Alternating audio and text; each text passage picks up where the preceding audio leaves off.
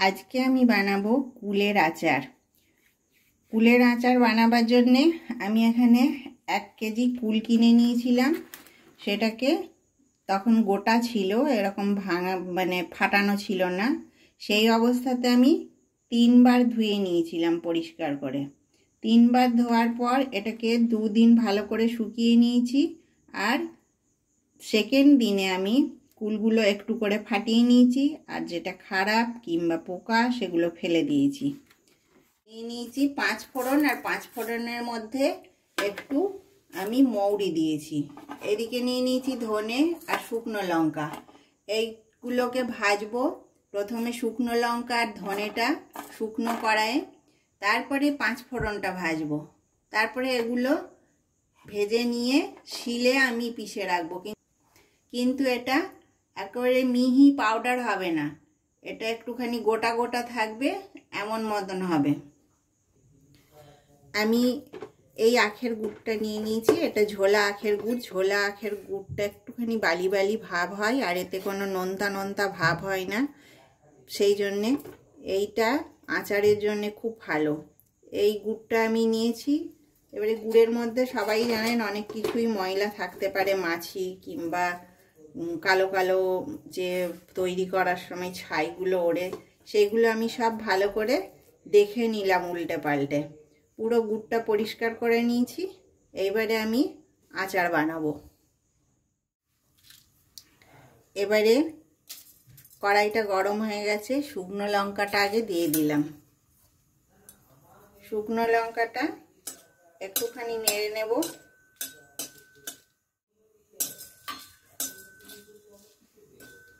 এগুলো একসঙ্গে একটুখানি ভাজব।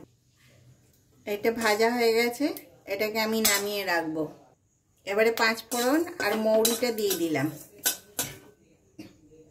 এই 5 ফোড়নটার মধ্যে মেথি থাকে, আর একটুখানিও আমি মেথি দিয়ে দিয়েছি। মেথিটাতে যে একটা সুন্দর গন্ধ আসে, এটা আচারটাকে খুব সুন্দর করে। এটা ভাজার সময় যেন কালো না হয়ে যায়। আমি সর্ষের তেল দেব।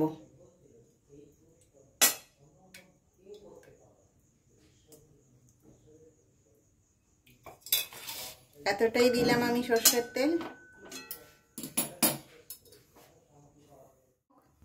তেলটা গরম হয়ে গেছে, শুকনো লঙ্কা আমি 2টো ফাটিয়ে দিলাম।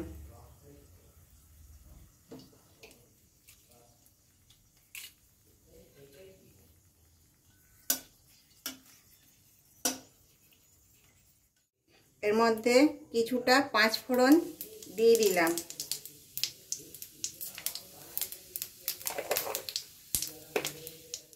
এবারে কুলগুলো আমি দিয়ে দেবো আস্তে করে।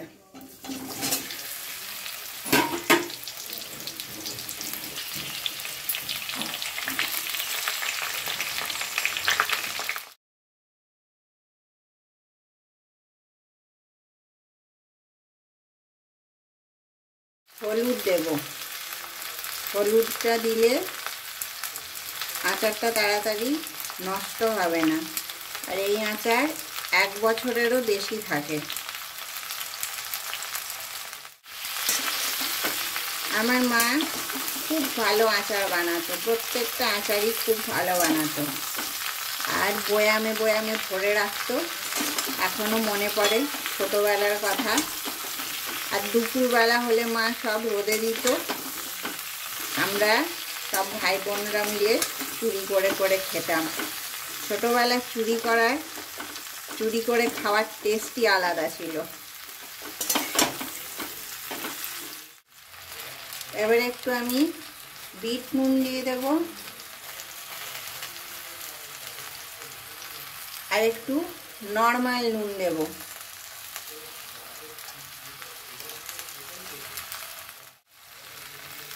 এবারে আমি এই গুড় দিয়ে দেব।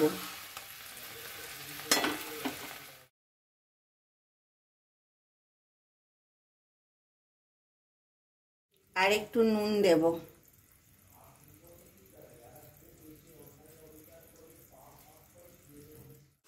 এখন এবারে এটা অন্তত 10 মিনিট থেকে 12 মিনিট মতন ফুটবে। আর সর্বদাই যে নাড়তে হবে এমন না, 2-3 মিনিট পর পর একটু করে নেড়ে দেবেন যেন তলাটা না লেগে যায়।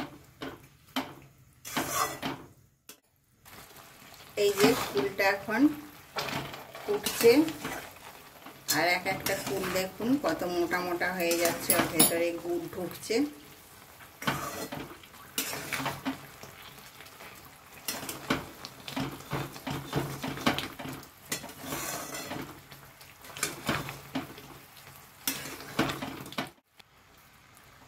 এবারে আমার কুলের আচারটা দেখুন তাক ছেড়ে দিয়েছে, এই যে তারের মতন এটা বেরোচ্ছে। এবারে কুলের আচারটা আমার হয়েই গেছে। এবারে গ্যাসটা অফ করে দিলাম। আমি মশলা আমি গুঁড়ো করে নিয়েছি, একটু দানা দানা মতন আছে, এগুলো আমি দেবো আচারে।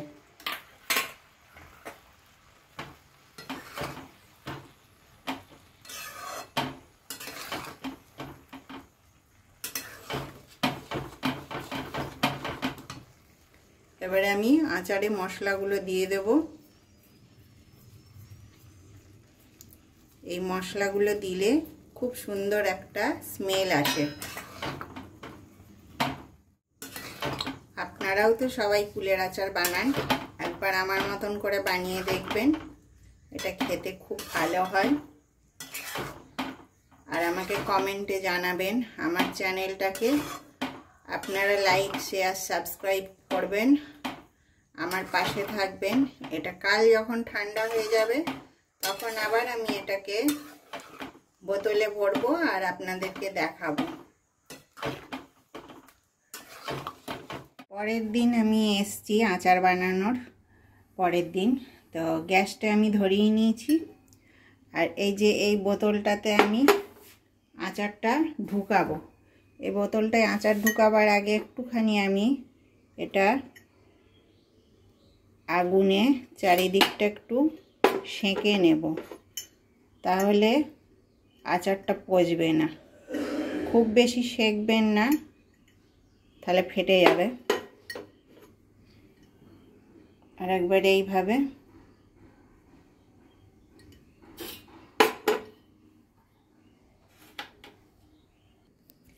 এবারে এটার ভেতরে দেখুন অল্প আমি সিরকা দিয়েছি। সিরকাটা দিয়ে এইভাবে নেড়ে নেড়ে স্যানিটাইজ করব। আমি আচারে সিরকা দেব না, বোতলটা ভালো করে আচার ঢুকানোর আগে এরকম করে নেব। বন্ধ করে নেবেন। এই যে পুরো ঢাকনার দিকেও একেবারে ঘুরিয়ে ঘুরিয়ে আমি দিয়ে দিলাম। এবারে এটাকে আমি ফেলে দেব।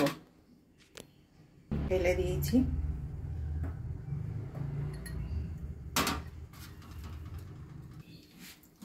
এবারে আচারটা আমি এই বোতলটাতে ঢুকাবো।